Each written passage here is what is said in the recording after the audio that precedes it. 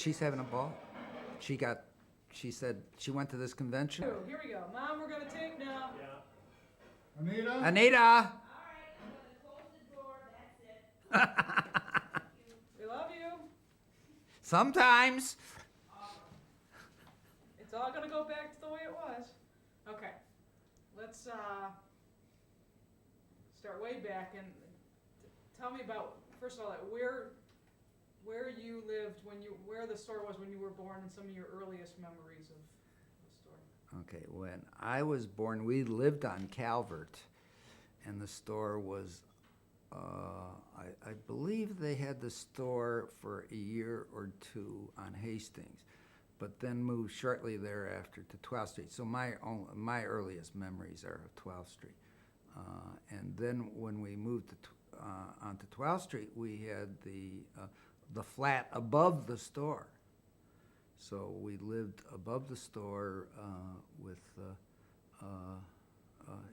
mother and dad going downstairs all the time and upstairs. That's why Minnie was such a terrible cook, because she'd go upstairs at 3 o'clock and put on the meat, because we were eating at 6 o'clock. And I don't think Ralph did either, but I never knew what meat that was pink was supposed to be. It was always burnt meat. Anyhow, yes, 12th Street. But did it register with you? Do you think that your family, a business downstairs, live upstairs, everybody was always around? It was standard. I mean, we had, there were grocery stores nearby, there were barber shops. It was all, I think somebody just mentioned it was an enclosed mall out on the street. We had a streetcar out in front of us, and down 12th Street, and it was a community. Everybody was right next to each other, and there were lots of flats above the stores. There was an apartment further down the street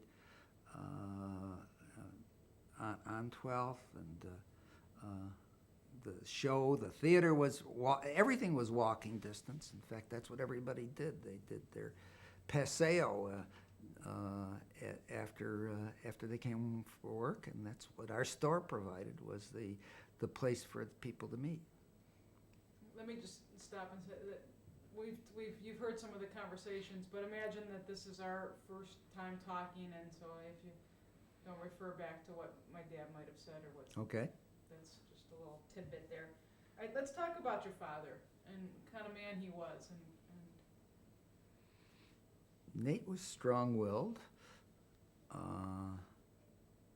affectionate, but not really showing affection too much, and he liked people, and he liked to talk, and he loved being in the store. I think that was his favorite exercise. Work to him was something that made a lot of sense out of life. He loved his children, and but all he would ever do, I remember him buying us shoes, but he never bought us anything else. Also, the idea of whether or not we did anything, his form of entertainment was getting in the car and driving to an ice cream store to see what the competition was making and whether it was better ice cream than what we had. And we would all have to sample the ice creams from somebody else's store. So we'd drive to Mount Clemens or out on the east side of town or wherever, and so out to this area, which was the country at that time. I'm smiling because it's amazing how similar the stories are. It's wonderful. How about your mother? Tell me about her personality and how she related in the store and to your father. Minnie was quieter. Minnie got into her own after my father died, and became much more of a personality with her grandchildren than she was with her own children, I believe. She very intelligent. She read a lot afterwards, not before, but she was always doing something. She was always busy. She always was either taking care of people or her family, or she was taking care of the store, or taking care of the kids, or starting a new family club, or or arranging something for the family to meet. So she was a little bit of a bala boss, a little bit of a aspect that she was the director and everybody else followed. But then that's the Sosin family tradition anyhow, is all the Sosins are bala bosses. They're all directors. That's why we all fight all the time, so, you know. Was it by no mistake that most of the people that worked in the store, with a few exceptions, were family? Well, the reason you did that was it was cheaper. Start back to the reason why we only had family working there. The reason you only had family in the store was because it was affordable. I mean, first of all, you had to give family a job because that's the way the family survived, and you didn't have to pay them that much because that's what kept the business going, and you could trust them. So you always did these things that were trustworthy and helpful, and so we all worked in the store. Everybody worked in the stores. I washed more glasses at that store than I've ever washed since in my life, and I do the dishes at home. So, What were your early roles in? We talk about dishwashing, but when you first started working, how old were you, and what were your chores in working your way up as far as working there? Predominantly, it was the dishwasher. I remember that more than anything else, probably because I hated it. But eventually, I got to the point where I was able to work behind the counter. But remember a couple of things. First of all, Hilbert was 5 years older than me. And being 5 years older than me gave him the prerogative of working behind the counter while I was the flunky that worked and did the dishes. Second, the war was starting, so when Hilbert left to go to the war, I started to work a little more behind the counter, but then I left to go into the service when I was 17, so that I had just finished high school and got into the service almost 18 at that time. Tell me a little bit about Hilbert's role in the store and how much of the responsibility weighed on his shoulders, and you talked about how he Hilbert was given a lot of responsibility running the store because Dad would need to take time off, and either Mother had to spell him and he would go upstairs and take a nap, or Hilbert would. And there's the famous story about Hilbert being in the store by himself a number of years, and they used to have pinball machines, and it was illegal for anybody to give a prize for winning a sporting game. And this guy came in day after day and played the pinball machine and worked on Hilbert to give him something because he was getting good at playing pinball. And finally, one day, he had a fantastic score on the pinball machine, and Hilbert acquiesced and gave him a pack of cigarettes, at which time the guy pulled out his badge, arrested Hilbert, and took him downtown to the police station, and they started to book him. Fortunately, we had a relative who was involved with the police and the government, and they were able to get Hilbert off without anything being on his record for gambling.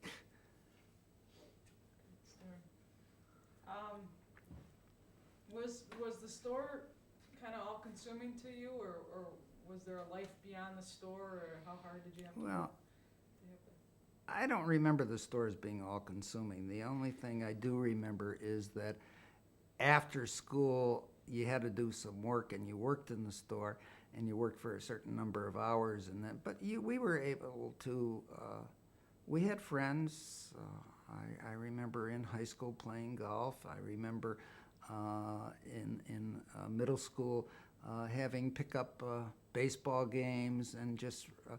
Riding around the city and doing things on bikes and going to Palmer Park and So it was not overwhelmingly consuming in that it was not our life. It was not something that we felt that, or I felt that I would be doing when I grew up. So it was a job. And it was a way to make life easier for my parents, and that was it. Talk about the neighborhood. And what the Well, store I mean, meant. that's what the store was about, was mainly neighborhood. It was the aspect that the community would meet there, that there were certain groups that would come in. On Dexter, the store was important because before hockey games, you took the Dexter bus down to Olympia to go to the hockey games, and Detroit always was a great hockey city. So people would come in before and after the game and have a soda or something, and then go down to a hockey game and then come back and talk hockey. So there was a lot of hockey talk around the store. But it was a community. It was a meeting place. It was, first of all, it was inexpensive. You got a phosphate for 5 cents. You got a 2-cent plain, which was soda water. You had our chocolate syrup, which was famous because it just was different than anybody else's. But it was a place that people would come sit at the booths or sit at the counter and talk, and Nate would spend a lot of time talking to them. He enjoyed talking to them and reminiscing and talking about what was going on. Describe a busy Friday night. My Friday nights, as I remember them, or Friday nights I remember were mainly after we moved to Collingwood, and Friday nights were at home. And I don't remember who was in the store at those times. A busy night. What was your busiest night then? Describe a busy Saturday night would be busy in the store, and Again, please. Saturday night would be busy in the store.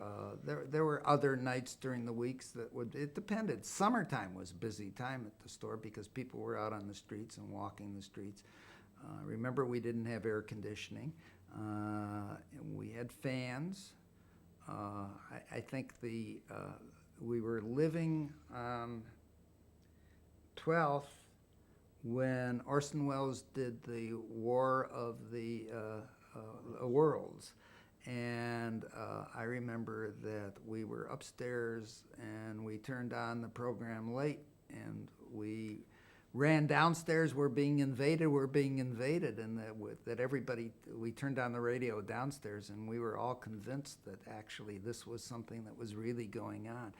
And the store at that time was moderately crowded.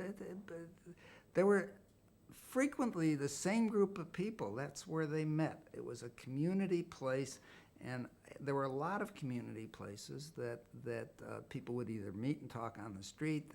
They'd come in and have a drink. They'd sit around and just schmooze. They'd buy a penny candy. They'd read the magazines. They'd read the newspapers and then leave the newspapers there and the magazines there. So they didn't spend a lot of money, but they spent a lot of time. Did Nathan have a way of moving people on and It depended. It depended on how busy you were at that time. I mean, I remember him standing in front of the candy counter with kids with a penny in their hand and waiting for 5 minutes while they picked out which candy they wanted for their penny. And then I remember other times that he would be totally intolerant of time and say, now either do it or get out.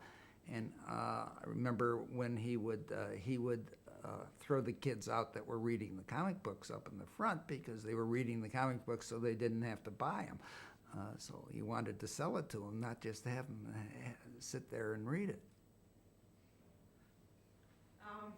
tell me about the layout of the neighborhood and the other stores. Stores were fairly small, and you would go from a candy store to a barber shop to a butcher shop to a deli to a grocery store. Usually the grocery stores were the bigger ones of the group. a bakery across the street. There was always a little cafe. There was the Cream of Michigan was down the street where the Purple Gang met. There was Boeski's that was further down the street where they had a number of untoward incidents, and again the Purple Gang was there. So that within 4 or 5 blocks, you had everything that you could possibly need in order to live a very comfortable life.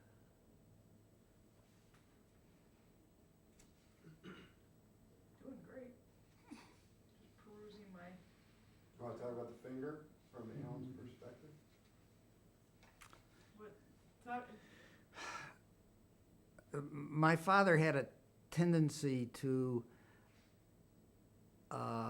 he was very strong. And when he was being bothered by somebody and he wanted to get rid of him, he could take his finger and into the small, right underneath the shoulder, in the shoulder here, he was able to, under the collarbone, be able to pick a spot and poke at you. And when he poked at you, it hurt. So people would actually succumb and get down on their knees, and he was able, without getting them angry, to be able to leave the store. So he didn't force them to get out, but this was sort of a kibitz, and he was able to make them understand that this was the end of their game and that they had to call it quits at that point. And he was very effective with his finger. tough man. Was there only one way of doing things in the store? Pretty much so. Hilbert came back from the war, wanted to change the store, modernize things. It was the time that they were just starting to get into more extravagant candy stores in the community. There was the time that they were starting to get more of pre-made supplies and medications, hair tonics, different things, and he wanted to modernize the store. And Dad told him that he had been this way, he'd made a living, he had supported a family, he had started everybody in the family out to be able to work and become successful, and that's the way he was going to leave it, and he didn't want to change. So it was Dad's way, pretty much. But that's the way he taught us how to drive a car. It was his way, pretty much, yes. What eventually ended up ending the business? Did he just retire, or what kind of ended things? He had an offer on the store, as I remember, and Well, let's try that one more time. as I remember, he had an offer on the store, and just agreed to sell it. I don't remember exactly why. Remember that we weren't really that much around. After when I was 17, I go in the Navy, I come back, and then I'm away at school. In fact, I remember that Minnie and Nate drove out to California, and that's exactly what they did. They went out to California to visit some relatives and see what it was like out there. They drove there in 3 days, stayed about 2 days out in California, and drove back. So they took a nice long trip to California just driving, and that's all that he was capable of doing. But he, at that point, felt that he wanted to move to California. He was going to move to Los Angeles, had some relatives in Los Angeles, and he wanted to move there. And that Ralph and I agreed that it was a good idea. We thought that moving to California would be a lot of fun, that he'd really enjoy it. But we were both accepted at the University of Michigan, and we were going to go to Michigan. And so if you move, and we'll come out during the holidays and visit you out there. So, of course, they didn't move. But I think at that point he was changing what he needed, and he did not have as much responsibility of raising and supporting children, although Janet was still young. But I don't remember any specific reason that the store was sold.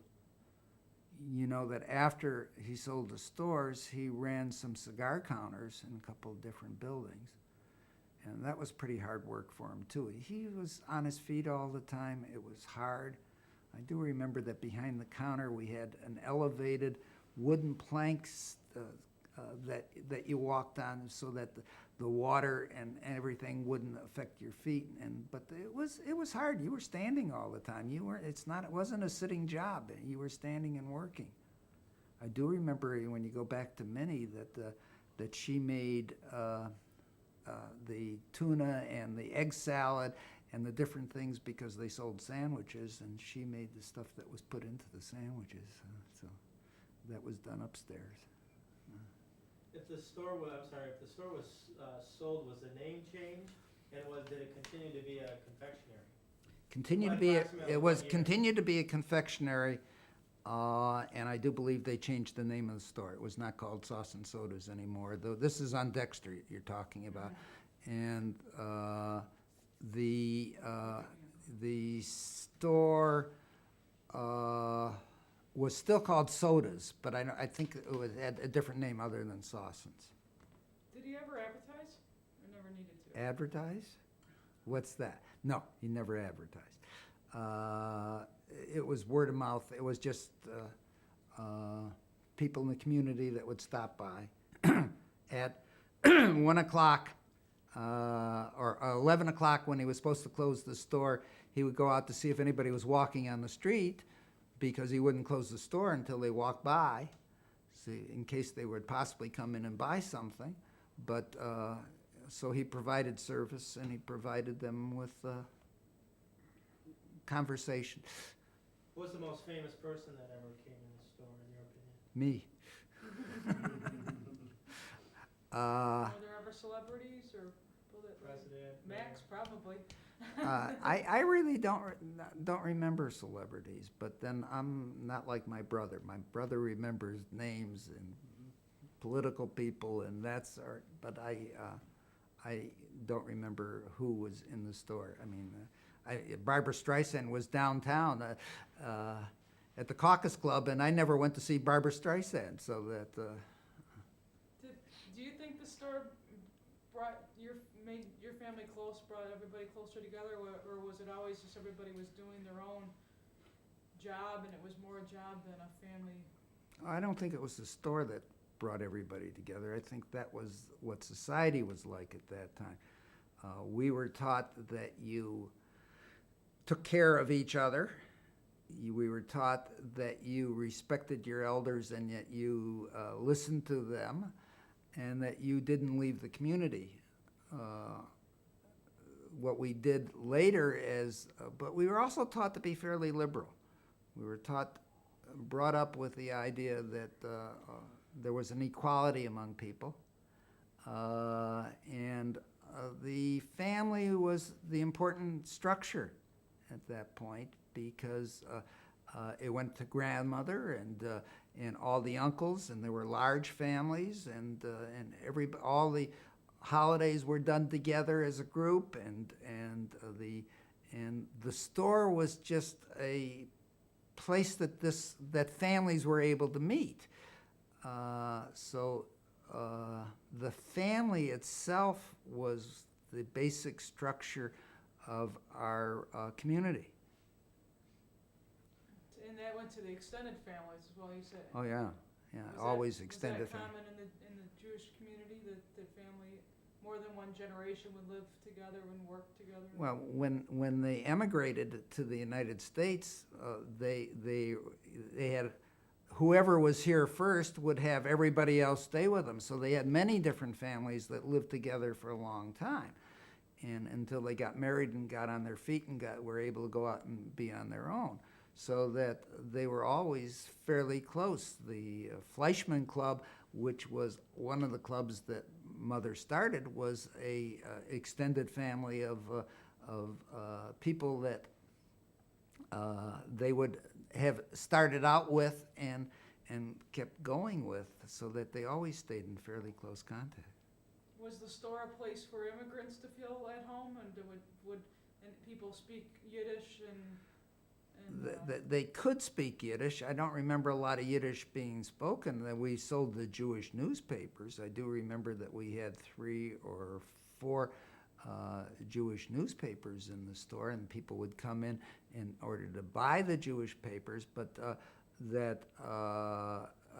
I mean, they could talk Yiddish with them. There was some that was spoken, but it was. Yeah, you know what I'm saying? I'm just trying to think of.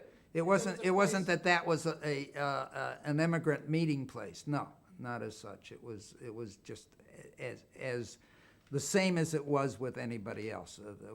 Somebody who had lived here or somebody that was new, a greenie. Either way, they were all the same in the story.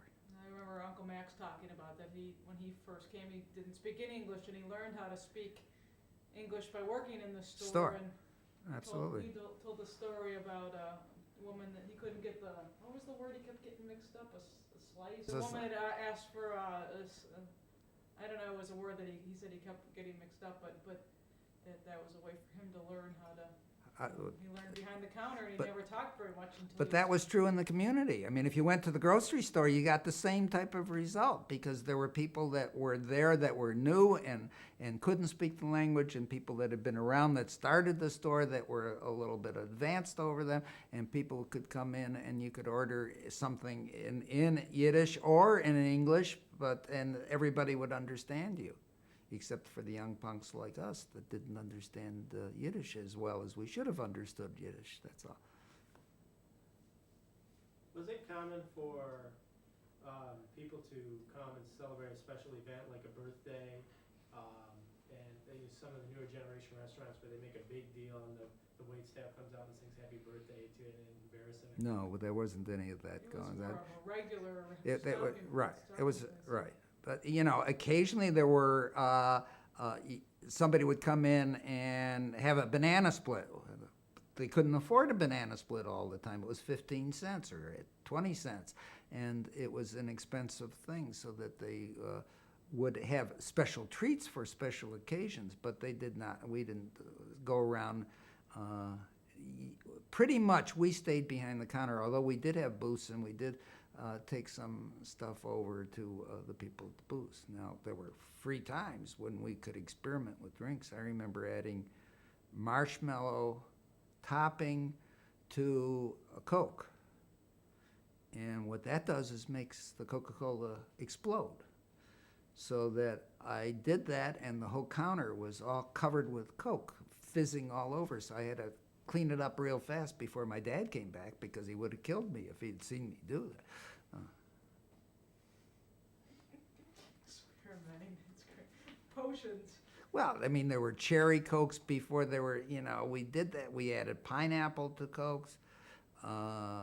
We did experiment. We made all sorts of sundaes with the whipped cream on top, and the cherries and the nuts and milkshakes, and so that we experimented with a lot of different flavors and routines that we did. CJ? Very nice.